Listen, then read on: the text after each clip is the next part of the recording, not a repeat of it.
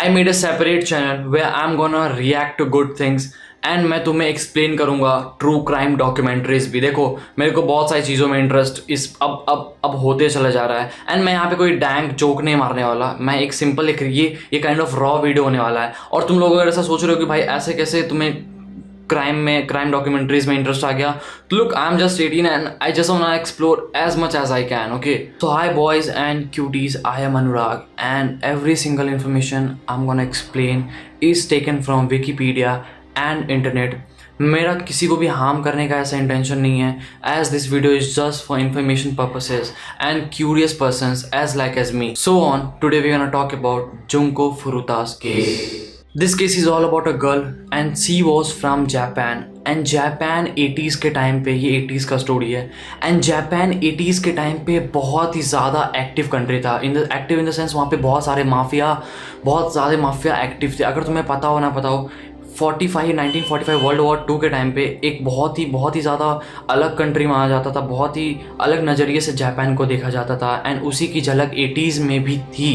Brutality एक time पे बहुत ही ज़्यादा बढ़ गई थी जापान में, बहुत क्राइम रेट बढ़ गए थे एंड बहुत लोग इस केस को स्टडी करने के बाद बोला जाता है कि बहुत लोग ऑन बेड चले गए थे कि हाउ कुड समवन लाइक इतना कोई ब्रूटल कैसे हो सकता है।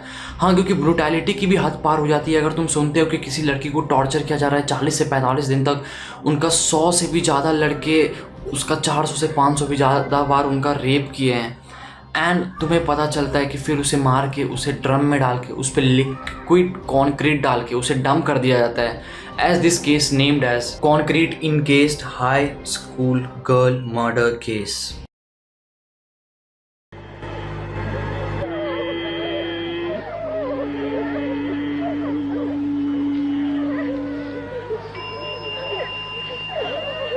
純ちゃん、おかえりなおらかで。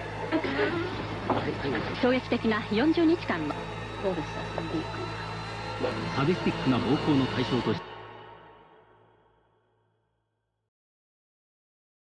Junko Furuta. She was a Japanese 17-year-old girl born on September 1971 at Misato, Saitama, and she was a high school student. She was a kind of nerd. और हम सब के स्कूल में एक ऐसा बच्चा होता है ना जिसे किसी भी चीज़ से मतलब नहीं होता है, बस उसे पढ़ाई से मतलब होता है। वो जानता है कि मेरा फैमिली बहुत ही ज़्यादा परेशानी में, बहुत ज़्यादा पॉवर्टी में है and she was just like that. वो बहुत ही ज़्यादा फोकस थी बस पढ़ने पे। उसे पता था कि उसे क्या करना है लाइफ में एंड वो अपने एकेडमिक्स में बेस्ट थी, वो अपने स्कोरिंग में बेस्ट थी, उसका बिहेवियर पूरा स्कूल में बेस्ट था, इसलिए वो अपने स्कूल में भी बहुत ज़्यादा पॉपुलर थी। अब जैसा कि मैंने तुम्हें बताया कि 80s के टाइम पे बहुत सारे गैंग एक्टिव थे जापान में and one of the major gang was Yakuza gang. अब देखो, जिस स्कूल में जुंको पढ़ती थी उसी स्कूल में एक और लड़का पढ़ता था जिसका नाम था मियानो, और वो एक याकुजा गैंग का मेंबर था और लोग उससे बहुत ज़्यादा स्कूल में डरते थे। अब आता है 25 नवंबर 1988। उस दिन मियानो और उसका दोस्त मिनाटो एक चोरी चपाटी के इंटेंशन से रात के 8:30 तक निकलते हैं घर से। उनके पास और कोई काम नहीं था। वो याकुजा गैंग के मेंबर थे और वो किसी को भी धमका के, थ्रेट दे के, गन दिखा के उससे पैसे लूट लेते थे, उसका रेप कर देते थे। उनके पास सच में कोई और काम नहीं था, बस उनका यही काम था बस। अब देखो, मियानो जुंको को स्पॉट कर लेता है वहीं पे, दूसरे के चोरी चपाटी के इंटेंशन से वो जुंको को स्पॉट कर लेता है। और मुझे एक और बात बतानी पड़ेगी कि जुंको को बहुत लोग पसंद करते थे एंड मियानो को एक टाइम पे उस पर बहुत ज़्यादा क्रश था। अब देखो, जैसा कि मैंने तुम्हें बताया कि जुंको एक बहुत ही अलग लड़की थी, उसे बस पढ़ाई पे फोकस करना था। वो अपने फैमिली को आगे जाके बहुत सपोर्ट करना चाहती थी, इस टाइप की लड़की थी और वो ये सब में बिल्कुल भी इंटरेस्टेड नहीं थी, बिल्कुल भी नहीं। तो वो मियानो को एकदम पोलाइटली मना कर देती है, आई एम नॉट इंटरेस्टेड। और यही बात मियानो को बहुत ज़्यादा हर्ट करती है। उसके ईगो पे ये बात आ जाती है कि हाउ कुड समवन रिजेक्ट मी। वो बहुत ज़्यादा फेमस था अपने स्कूल में और सभी जानते थे कि वो याकुजा गैंग का मेंबर था और सब उससे बहुत ज़्यादा डरते थे भाई। इसी पॉइंट की वजह से वो उसे स्पॉट करता है और वो एक प्लान बनाता है। ऑन 25 नवंबर 1988 मियानो और मिनाटो को भेजता है बाइक से, और बाइक से मिनाटो जुंको को टक्कर मार देता है, जहाँ पे वहीं पे जुंको गिर जाती है। उस समय मियानो जाता है और उसे सपोर्ट करता है। वो ये बिलीव उसे दिलाता है कि मैं तुम्हारे साथ हूँ, तुम्हें कोई भी दिक्कत नहीं होगी। वो ऐसा उस पर ट्रस्ट दिलाता है एंड वो एक बहुत ही भोली लड़की थी, उसे बिल्कुल भी आइडिया नहीं था कि ये मेरे साथ क्या करने वाला है, क्योंकि वो जानती थी कि ये मेरा एक क्लासमेट है, उसे कोई भी दिक्कत नहीं होगा। एंड वो भी इसे ट्रस्ट दिलाता है कि बहुत रात हो चुकी है, मैं तुम्हें घर छोड़ देता हूँ, चलो मेरे साथ। एंड इसी ट्रस्ट के बेसिस पे वो लोग उसे लेके जाते हैं एक एबेंडेंट वेयर हाउस में, और वो लोग वहाँ पे उसका रेप करते हैं। अब उससे भी उसका मन नहीं भरता है, वो उसे एक होटल लेके जाते हैं जहाँ पे उसके 2 दोस्त और आते हैं। उन लोगों ने भी उनका रेप किया वहाँ पे, लेकिन उनका अभी भी मन नहीं भरा था। देखो 27 नवंबर हो गया था और उनके पेरेंट्स बहुत ज़्यादा डर गए थे कि अभी तक जुंको घर नहीं आई है, क्या हो गया है। तो इसी वजह से वो लोग पुलिस के पास जाते हैं एक इन्वेस्टिगेशन के लिए कि हमारी बेटी को आप लोग ढूंढो। और जैसे ही बात ये मियानो को पता चलता है, वो सीरियसली बहुत ज़्यादा डर जाता है। फिर मियानो ने एक और प्लान बनाया, वो जुंको को एक पार्क में लेके जाता है और उसके नोटबुक से उसे पता चल जाता है कि उसके पेरेंट्स का घर कहाँ पे है। तो वो उसे धमकाता है कि अगर तुम हमारी बात नहीं मानते हो तो हम याकुजा गैंग के मेंबर्स हैं और हम लोग अपने मेंबर्स यूज़ करके तुम्हारे पूरे फैमिली को ख़त्म कर देंगे, पूरे फैमिली को मार देंगे। तो इस बात से जुंको बहुत ज़्यादा डर जाती है और वो कॉल पे बोलने पे ये मजबूर हो जाती है कि हाँ मम्मी मैं ठीक हूँ, मैं अपने फ्रेंड्स के घर पे आई हूँ पढ़ाई करने के लिए। लुक, अब उसके पेरेंट्स को भी यकीन हो गया था कि हमारी बेटी ठीक है। एंड वो लोग इन्वेस्टिगेशन रोक दिए क्योंकि उनको अपनी बेटी पे बहुत ज़्यादा ट्रस्ट था। वो अपनी बेटी पे वो प्राउड फील करते थे। बट उसी समय मियानो उसे अपने घर लेके जाता है जहाँ पे उसका 40 दिन का नर्क का दिन शुरू हो। पर डे मल्टीपल टाइम्स उसका रेप किया जाता था जुंको का। मियानो का घर एक अड्डा बन चुका था जहाँ पे याकुजा गैंग के मेंबर्स आते थे और जुंको का रेप करते थे पर डे। एंड जब उन लोगों से पूछा जा रहा था कि तुम लोगों ने कितना बार रेप किया उनका, तो उन लोगों ने अप्रॉक्स बताया कि हम लोगों ने 500 से 600 बार उनका रेप किया। एंड जब उसका तबीयत ख़राब हो जाता था तो हम लोग उसे दवाई की जगह पे ड्रग्स देते थे टू मेक हर हाई। उन लोगों ने उनके प्यूबिक हेयर्स तक भी नोच लिए थे और उसे फोर्स करते थे कि तुम हमारे सामने मास्टरबेट करो, हमारा एंटरटेनमेंट करो। और उसे नेक्ड वे में बैल्कनी में सुनाया जाता था। वो भी मिड दिसंबर का टाइम है ये, और तुम्हें पता हो या ना पता हो, मिड दिसंबर में जापान में टेम्परेचर माइनस में भी चला जाता है। यहाँ तक भी मन नहीं भरा उनका। एंड उन लोगों ने दरिंदगी की हद पार कर दी। उन लोगों ने आयरन रॉड्स उनके प्राइवेट पार्ट्स में घुसा एंड वो फायर क्रैकर्स भी यूज़ करने लगे उसके प्राइवेट पार्ट को जलाने के लिए। अब वो कहीं भागने की भी कोशिश करती थी तो उसके पैर पे लाइटर का ऑयल देके उसे जला दिया जाता था। उसके पैर को पूरा जला दिया गया था एंड उसे इतना मारा जाता था कि उसका तबीयत हद से बदतर होता चला गया। उसे फूड भी दिया जाता था but she was not able to have food, not able to drink water. वो जो भी खाती पीती थी सब वॉमिट कर देती थी एंड ये चीज़ उसे और गुस्सा दिलाता था कि वो वॉमिट कर रही है। बट लेट दिसंबर आते आते वो बहुत ज़्यादा कमज़ोर हो चुकी थी। जुंको बहुत ज़्यादा कमज़ोर हो चुकी थी।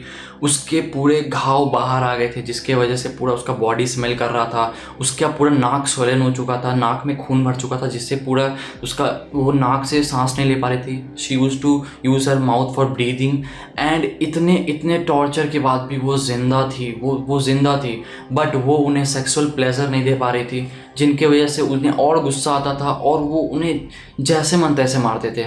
बट वो अपने सेक्सुअल नीड को पूरा करने के लिए एक और लड़की का रेप करते हैं उस दिन। 19 ईयर ओल्ड गर्ल का एक और रेप करते हैं वो लोग। तुम लोग ऐसा भी सोच रहे हो कि मियानो जहाँ रहता था वहाँ पे वो अकेले नहीं रहता था, उनके पेरेंट्स भी रहते थे। तो उनके पेरेंट्स क्यों नहीं वो कंप्लेंट करते थे डायरेक्ट पुलिस में? तो देखो इसका सिंपल सा आंसर है कि याकुजा गैंग से उनके पेरेंट्स भी डरते थे। उनको डर लगता था कि हमारा बच्चा खुद एक याकुजा गैंग का मेंबर है कि कहीं वही कुछ ना कर दे मुझे। बट बीच में एक ऐसा इंसिडेंट भी हुआ था जहाँ पे मियानो अपने दोस्तों को बुलाता था एक जुंको का रेप करने के लिए and one of the boy was वो बहुत ज़्यादा डर गया इन सब चीज़ों से, इसलिए उसने अपने भैया को बताया एंड उसका भैया अपने पेरेंट्स को बताया एंड उनके पेरेंट्स ने कंप्लेन भी की। वहाँ पे 2 ऑफिसर भी गए थे उसके घर पे कि क्या सीन है। वो लोग अंदर इन्वेस्टिगेशन करना चाहते थे बट उनके पेरेंट्स ने, मियानो के पेरेंट्स ने साफ मना कर दिया कि यहाँ पे ऐसा कुछ भी है। मियानो के पेरेंट्स ने सामने से भी ऑफ़र किया कि आप आके चेक कर सकते हो बट वो लोग इतना होता है ना, वो लोग ऐसा सोचे कि अरे ये हमें सामने से ऑफ़र कर रहे हैं तो सच में कुछ नहीं होगा, जो कि एक सबसे बड़ी प्रॉब्लम थी उनकी। अब आ गया है 4 जनवरी 1989 एंड ये दिन जुंको का आखिरी दिन था। एक्चुअली वो लोग उसके साथ एक गेम खेलते हैं जिसका नाम था महजोंग, और वो लोग उसमें हार जाते हैं और वहाँ पे उनको बहुत ज़्यादा गुस्सा आता है, बहुत ज़्यादा गुस्सा आता है। उन लोगों ने उसे बहुत ज़्यादा मारा, उसे वो गॉल स्टिक से मारने लगे कंटिन्यूसली, उसे वो पंचिंग बैग की तरह यूज़ करते थे, उसके पेट पे कंटिन्यूसली डंबल्स गिराने लगे, उसके आईलिड्स को पूरा निकाल दिया गया था, उसके body private body parts as nipples को भी बॉडी से पूरा निकाल दिया गया था। एंड इतना दर्द के बाद वो नहीं सह सकी और वो मर गई थी उसी दिन रात में। लेकिन उन्हें ये बात पता नहीं था, वो लोग कंटिन्यूसली उसको 24 घंटा और टॉर्चर करते रहे। फिर उन्हें लगा कि शायद ये मर गई है, तो उन्हें वो ट्रैवल बैग में बंद करके उन्हें एक सुनसान जगह लेके जाते हैं जहाँ पे एक ड्रम में उसे डाल के उस पर क्विड कॉन्क्रीट डाल के उसे डंप कर देते हैं। ओके, उसके बाद अब देखो, अब 23 जनवरी आता है एंड एक लड़की का उन लोगों ने रेप किया था। जब जुंको उसको सेक्सुअल प्लेजर नहीं दे पा रही थी तो उन लोगों ने उसको छोड़ दिया था, तो उन्हीं लोगों ने उसका कंप्लेन कर दिया। एंड जब वहाँ पे पुलिस पहुँचती है तो वो बहुत सारे अंडरवियर्स देखती है एंड वहाँ से उनको बहुत सारा क्लू मिल जाता है, बहुत सारा प्रूफ मिल जाता है कि इन लड़कों ने कुछ तो किया है। तो वो लोग उसे अलग अलग इंटरोगेशन में डालते हैं एंड एक बंदा बहुत ज़्यादा डर जाता है। अब यहाँ पे पुलिस कुछ ट्रिक्स यूज़ करती है। वो 19 ईयर ओल्ड के लड़की के बारे में पूछती रही है, लेकिन वो एक और मर्डर केस के बारे में पूछती है। बट इन लोगों के दिमाग में चल रहा था जुंको फुरुता का मर्डर केस। ये लोग बहुत ज़्यादा डरे हुए थे और सबका अलग अलग इन्वेस्टिगेशन चल रहा था, तो इन्हें लगा कि कोई ना कोई तो मुंह खोल ही देगा। इसीलिए वहाँ पे मियानो मुंह खोल देता है और वो सारा चीज़ एक्सप्लेन करता है कि क्या क्या हमने किया, क्या क्या कैसे किया, एंड उसे वो लोकेशन भी दिखाता है। तब उन्हें पता चलता है जुंको फुरुता का केस। नहीं तो सबको लगा कि ये कहीं गायब हो चुकी है जुंको फुरुता। उसका ड्रम मिलता है एंड उसकी बॉडी पहचाना क्लोज टू इम्पॉसिबल था। फिर उसके फिंगरप्रिंट से उसकी कंफर्मेशन होती है कि हाँ ये जुंको फुरुता की बॉडी थी। एंड वो लोग को भी दोषी मान लिया जाता है क्योंकि जुंको के बॉडी में उन्हीं का डीएनए मिला था, उनके चारों दोस्तों का डीएनए मिला था और उन लोगों को पनिश किया जाता है। अब उनके चारों दोस्त 18 के नीचे थे, which means they are minor. अब वो लोग माइनर है तो उन्हें फांसी की सजा देना पॉसिबल नहीं है, तो उन्हें कुछ साल की सजा दी गई। मियानो जो ग्रुप का लीडर था 17 साल का था और उसे 17 साल की जेल मिली और इस बात से उसे बहुत गुस्सा आया। उसने अपील भी किया कि इतना सा छोटा क्राइम के लिए मुझे 17 साल जेल क्यों मिल रहा है। एंड फिर उसे 3 साल बढ़ा के उसे 20 साल की जेल मिली। मियानो के पेरेंट्स को भी जुंको के पेरेंट्स को एक कंपनसेशन में कुछ मनी देना था, विच वॉज $4,25,000।